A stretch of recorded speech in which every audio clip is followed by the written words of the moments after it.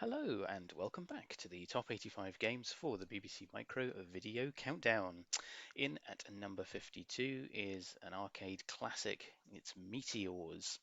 Now, this was released by Acornsoft in 1982 and was developed by Neil Rain.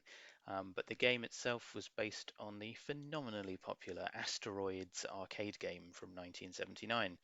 Now, that was originally designed by Lyle Rains, Ed Logg, and Dominic Walsh, and it was released back in November 1979 by Atari.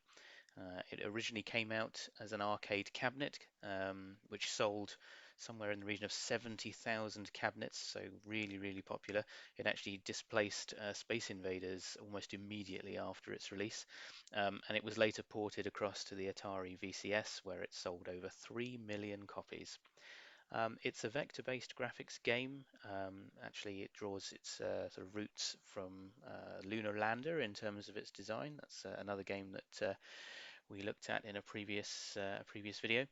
And yes, the Meteors equivalent for the BBC Micro, as I say, came out in 1982 and is a very faithful adaptation. Adds a little bit of extra color, but very much true to the original game. So let's take a look. Okay, here we are. Meteors from Acornsoft. Now, anyone that's played Asteroids or one of its many, many clones that there have been over the years will be very familiar with the gameplay for this game. It almost needs no introduction. So here we are. We are the spaceship in the center, and our task is to destroy these asteroids, or I should say meteors, before we before we lose up all our lives, really. Oh, well, that was pretty quick. Hopefully, I'll do a little bit better next time around. Now, the additional threat, in addition to these roving meteors that we can see on screen, is the occasional appearance of an alien spacecraft. Now, they become much more frequent the fewer remaining meteors there are on the screen. Now, we didn't see any that time around, but I'm sure we will get a visitation fairly soon. So, I mean, the first thing to say is that while this may not have the sort of stellar graphics of some of the games that we've looked at, it is nevertheless a sort of beauty of simplicity. I think that the sort of vector style graphics, which have been rendered here on the Beeb, complete with the the very elegant sound effects, it's just a really great design. It's one of those games that you can understand. Ah, there's our spacecraft. You can understand why it was so popular when it first came out in the arcades. Oh, obliterated already by the alien saucer.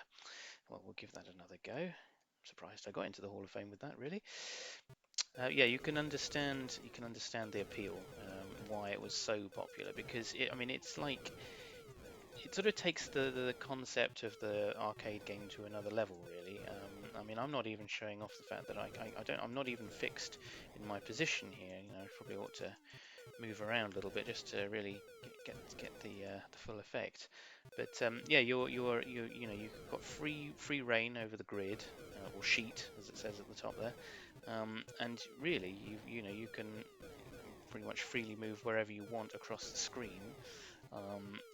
In order to get to the relevant meteors. And I mean, also, as you'll see here, I'm just drifting backwards, and oh, that wasn't such a good move there. I was just trying to show that there's a sort of infinity of the screen there. So you will, if you disappear off one side, that was that was a near miss there as well.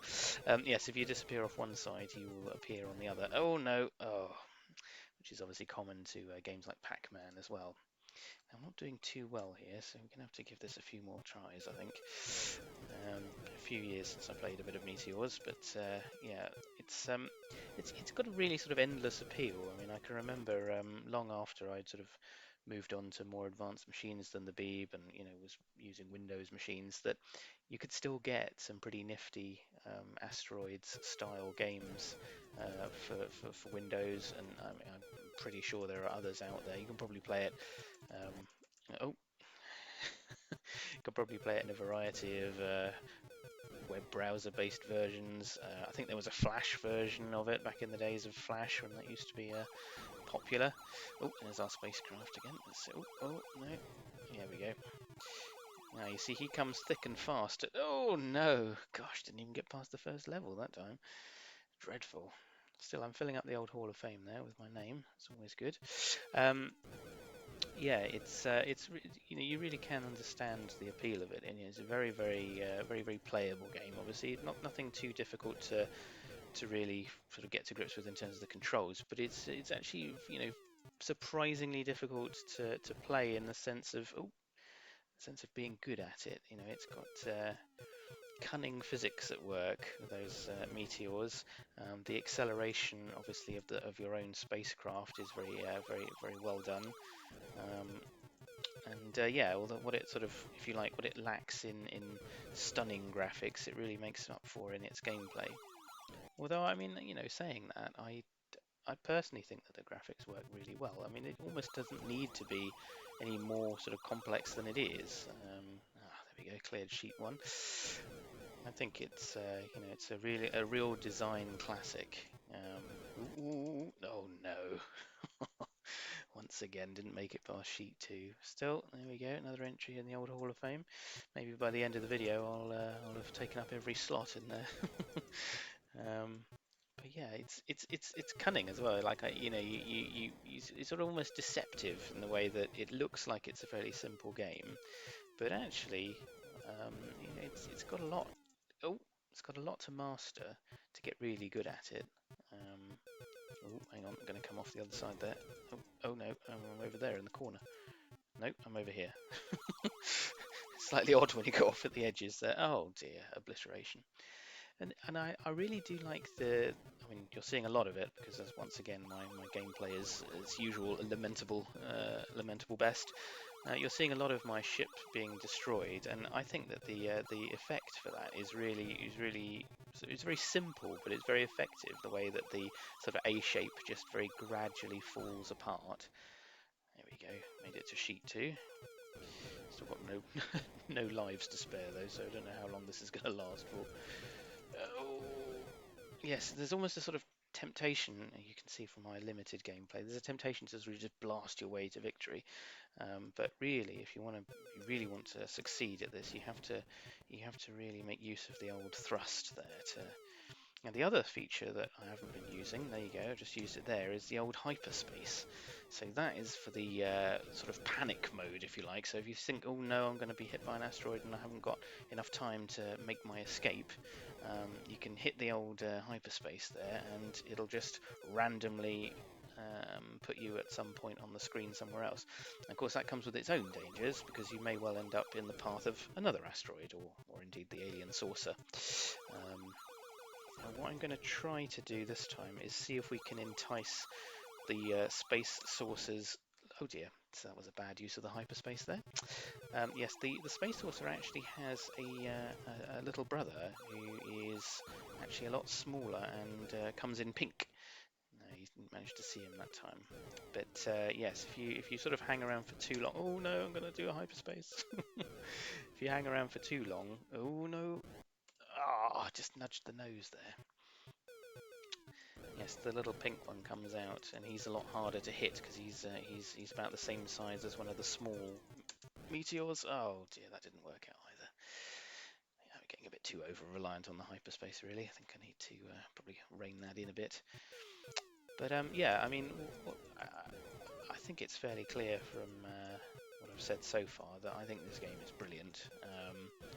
Although there have been what you might think of as worthier entries from a graphics and sound effects point of view previously, I've deliberately held this one back a little because some of these arcade classics, they're classics for a reason. You can understand why it sold so well and was so popular when it came out, and why obviously the Beeb was no exception when it came to producing clones of the game, because it's really good bit of gaming, and really does stand sort of the old test of time, to use that terrible expression. Yeah, I mean, what is there? It's a sort of game where most games you can always think of things that would sort of improve it, or ways that you could make it better in terms of the gameplay and everything else. But I don't know, I have to say Meteors or Asteroids, it is what it is. I don't think there's really much more that you could do to improve the game.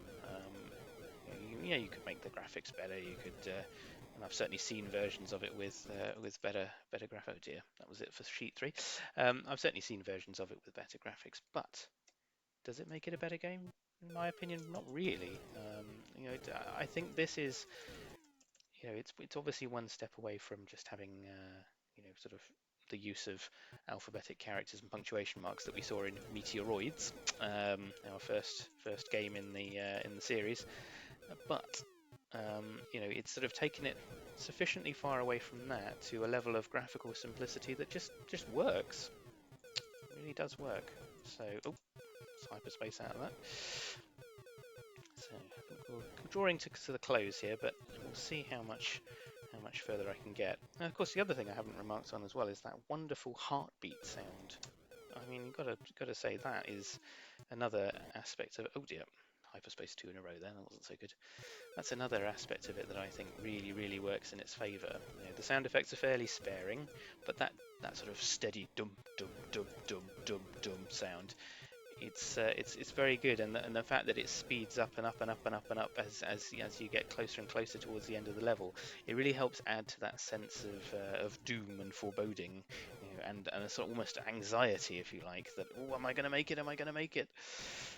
And yes was the answer there, which is surprises me as much as you, I'm sure. Oh dear. Well, it wasn't to be, clearly. Anyway, I mean, I didn't quite manage to fill up the Hall of Fame, but I think 8 entries. I don't think we'll go for the full 10.